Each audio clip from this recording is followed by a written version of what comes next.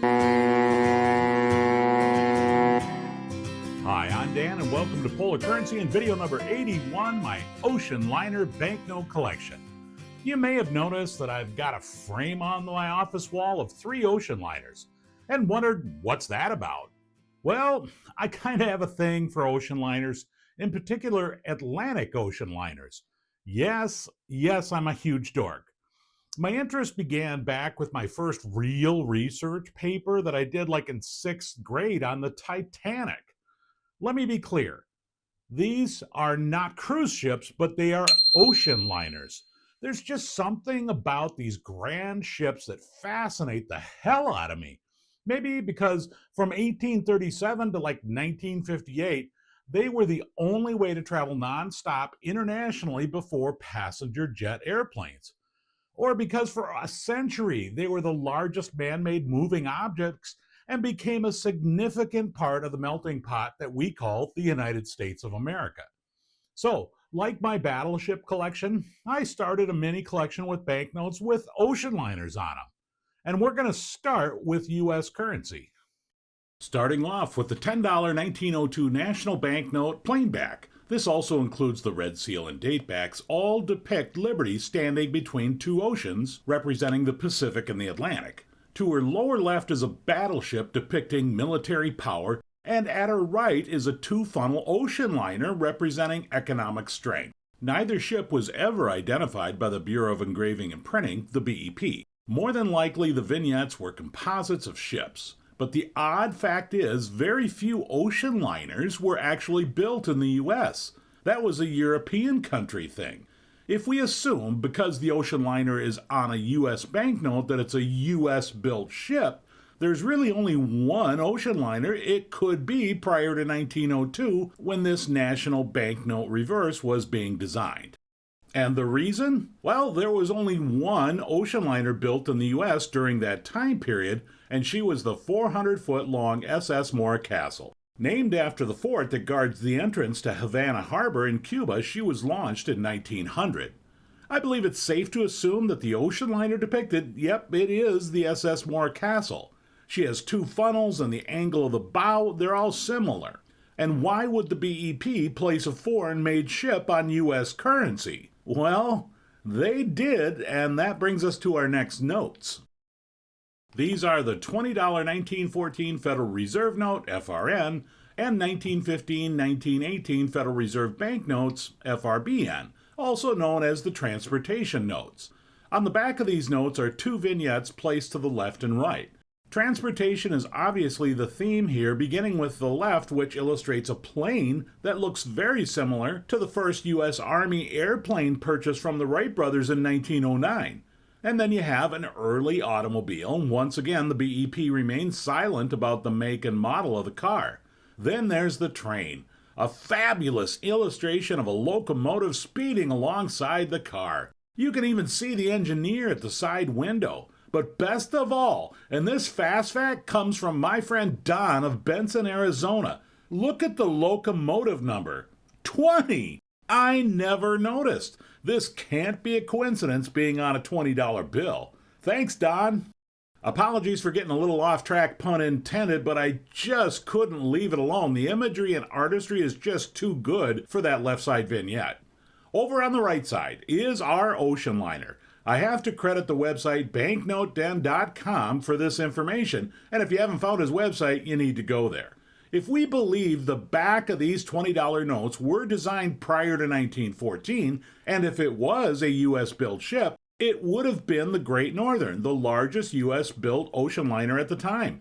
But the 509-foot ship only had 2 funnels, not like the 4 funnels in the vignette. See, here's the twist. No 4-funnel ships were ever built in the U.S. So, what ocean liner is this? Well, in 1914, with the outbreak of World War I, Germany just happened to have 2 4-funnel ships floating around in U.S. waters, and they were both detained by the U.S. that same year, even though the U.S. was still a neutral country at this point. It was the SS Kaiser Wilhelm II and the SS Crown Prinzessin.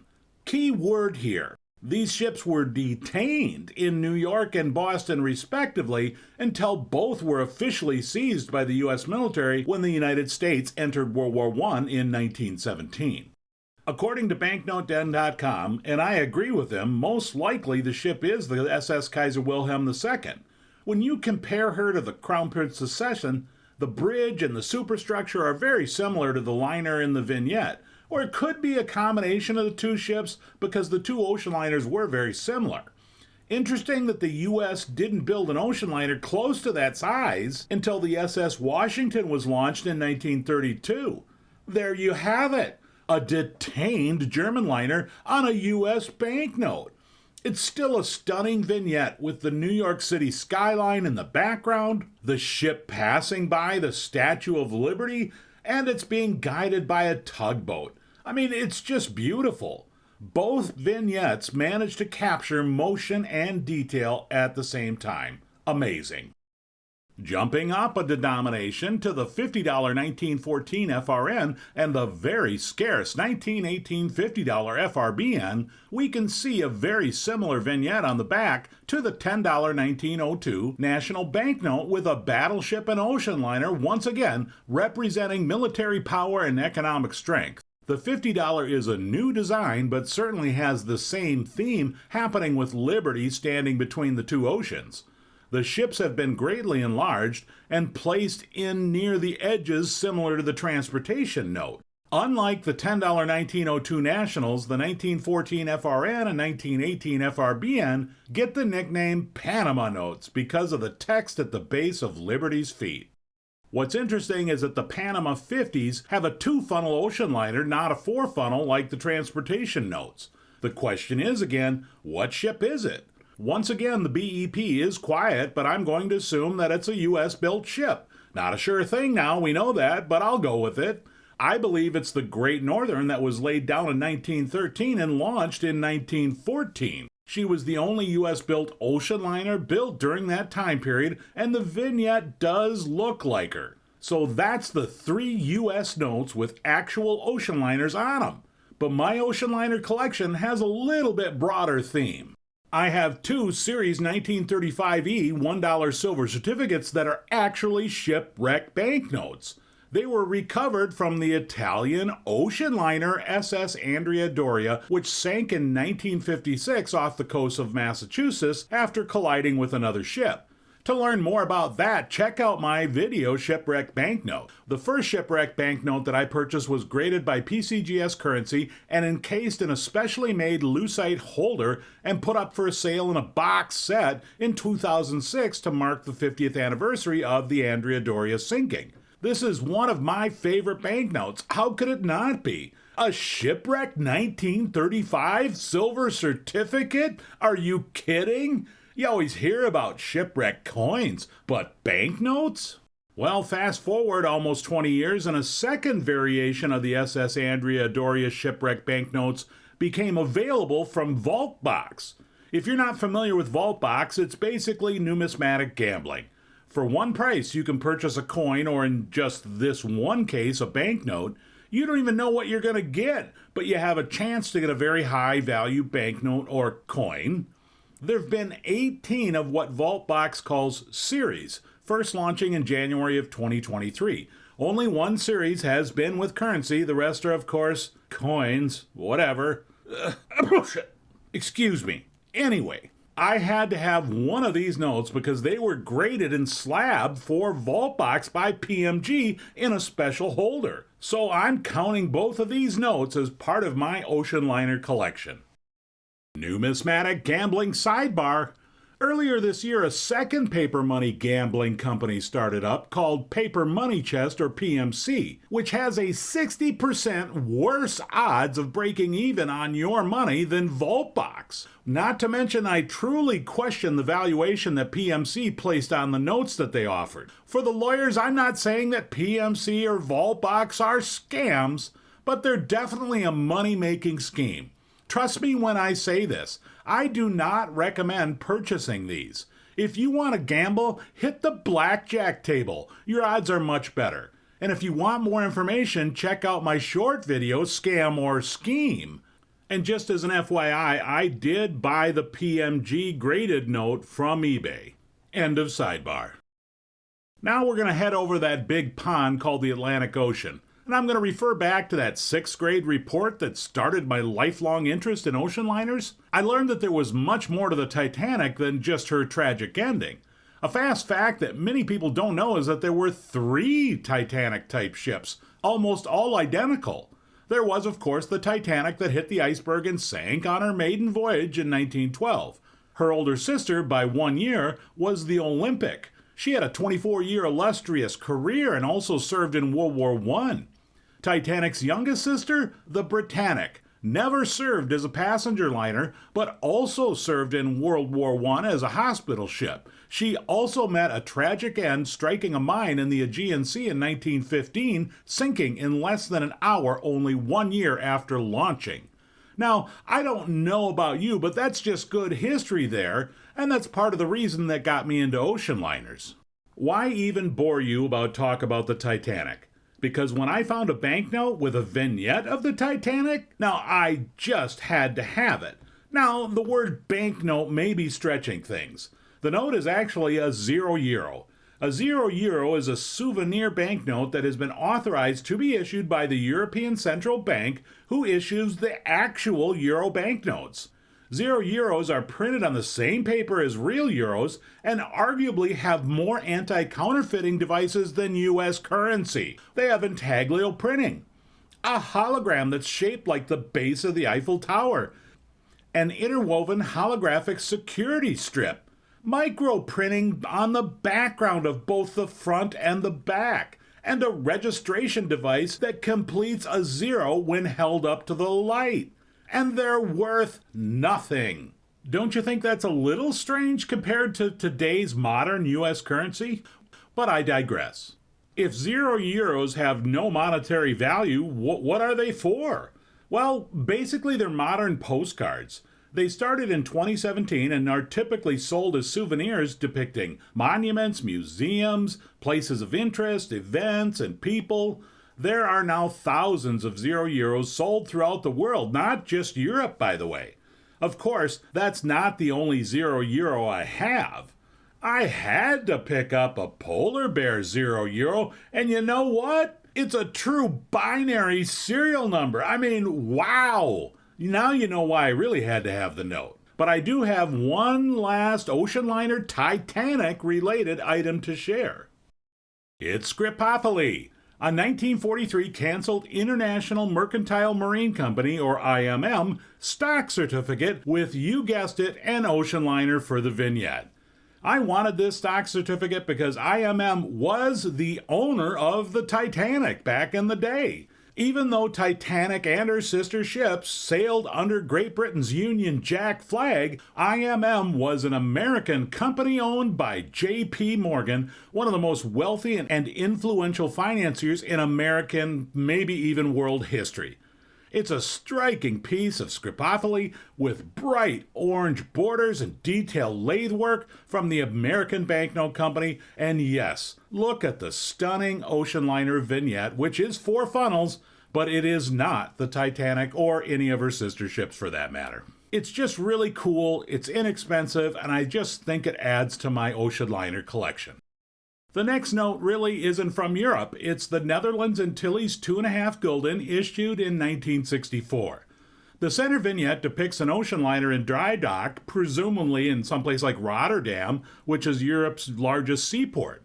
A crane is either removing or placing a lifeboat, and the details of the note are just really impressive, not to mention the bold blue ink of the entire note.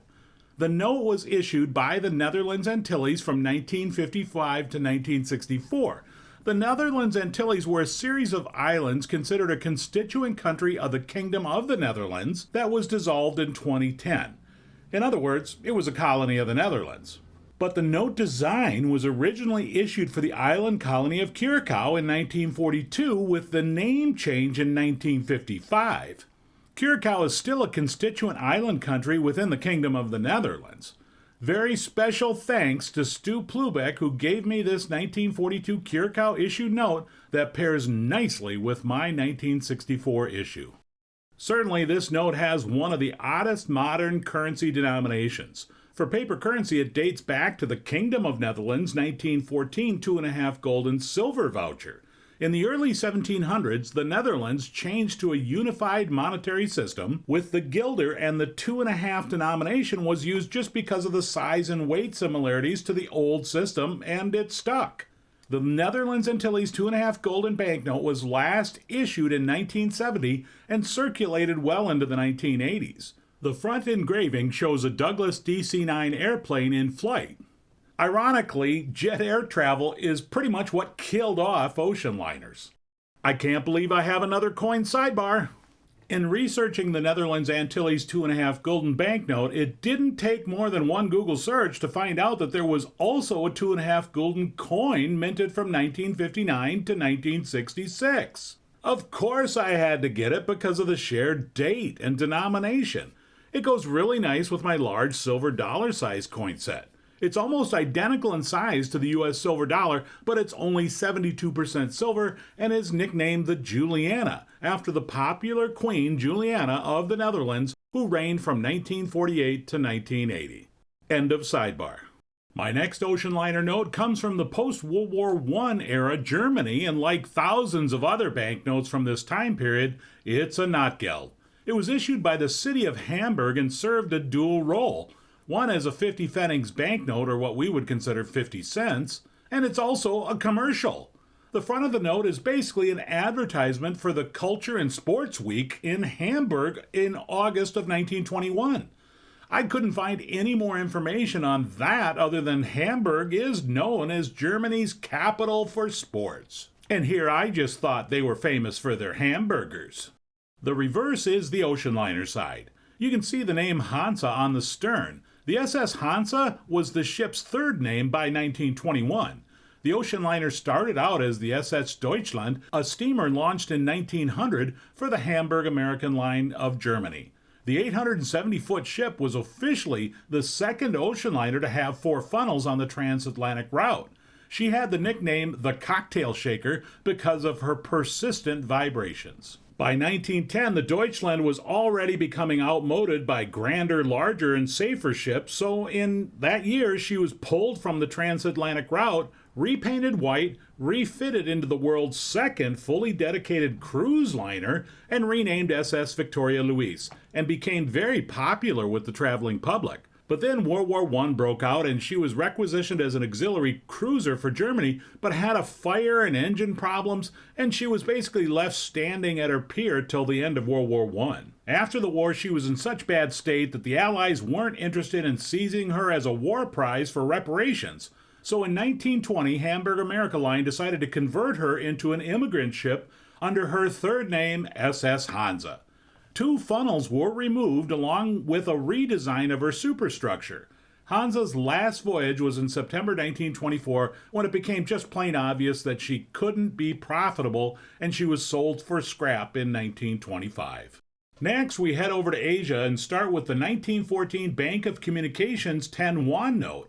The Bank of Communications was formed in 1908 and was Chinese-owned, a national bank that issued notes printed by the American Banknote Company.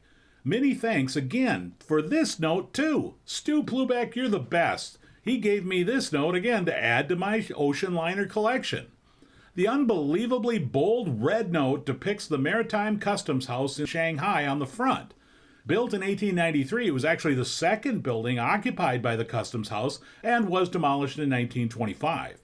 This note was issued by several branches throughout China with an overprint on the reverse stating which city of the Bank of Communications that it came from. Like some other notes, the back vignette depicts the ocean liner in port.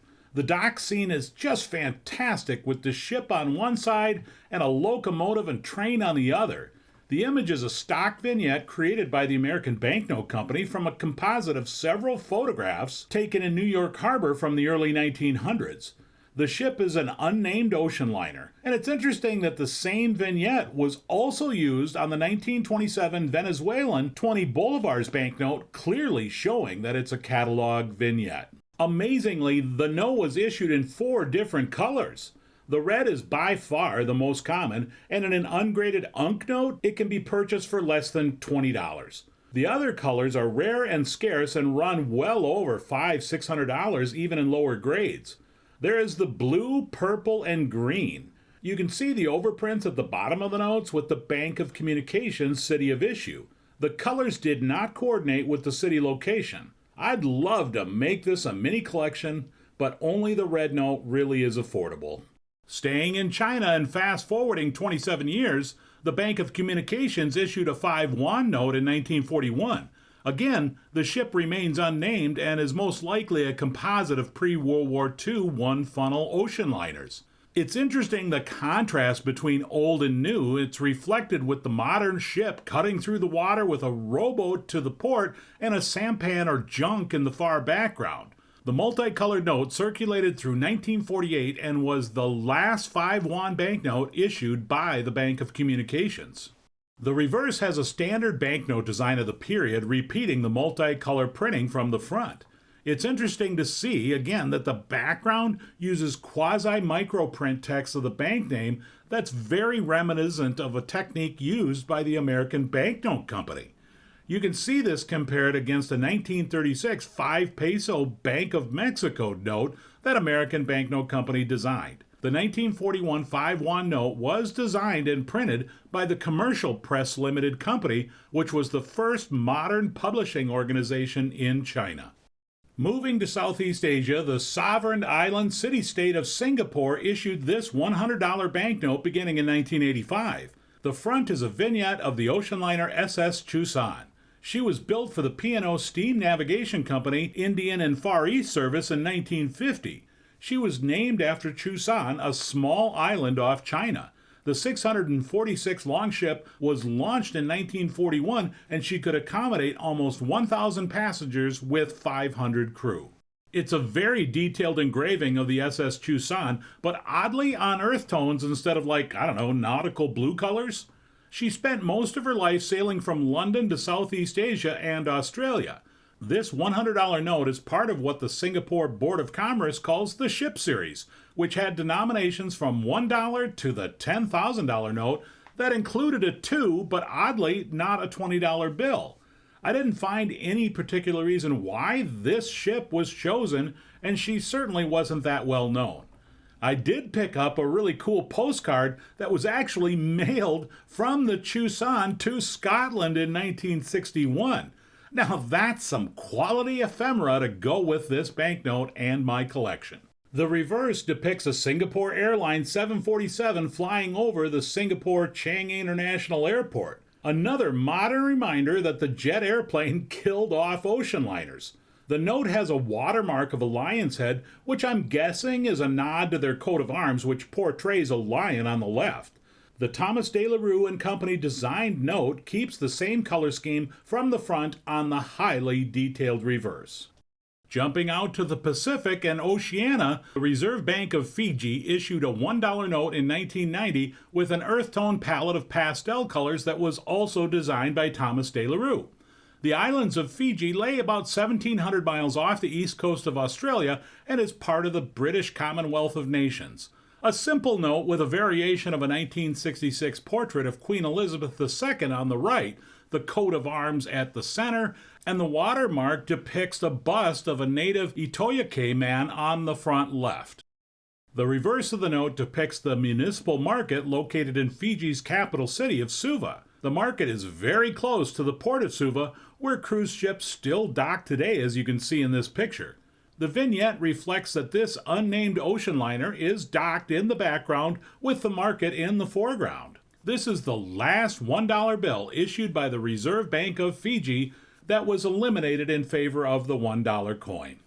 Well, that's it for my dorky ocean liner collection, a group of eclectic and yet traditional banknotes that depict a form of transportation that changed the world from getting people from point A to point B as fast as possible to ocean liners, distant cousins, the ginormous ships that serve vacation cruises today. Two very different purposes, It's estimated, by the way, that up to 40% of the U.S. population is related to someone who arrived here on an ocean liner. These great ships served as a source of pride for maritime nations, and they were celebrated when launched or taking their maiden voyage.